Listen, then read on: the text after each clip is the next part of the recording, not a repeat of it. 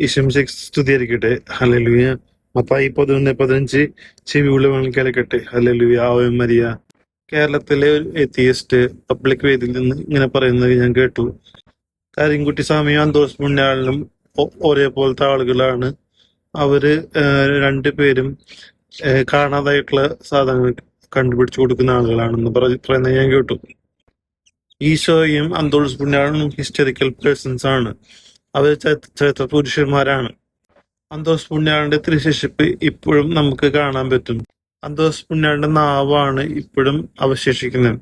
എന്തുകൊണ്ടാന്ന് വെച്ച് കഴിഞ്ഞാൽ അന്തോസ് പുണ്യാളെ ഏറ്റവും കൂടുതൽ ചെയ്തിട്ടുള്ള സുവിശേഷ പ്രഘോഷണമാണ്. ആ സുവിശേഷ പ്രഘോഷണം ചെയ്ത നാവാണ് ഇന്നും അഴുകാതെ ഇരിക്കുന്നത്.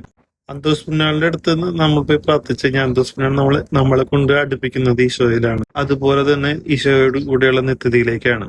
എല്ലാ മതങ്ങളും ഒരേപോലെയല്ല. ഈശോയെ നമുക്ക് ആരാധിക്കാൻ സ്നേഹിക്കാൻ. ഹല്ലേലൂയ.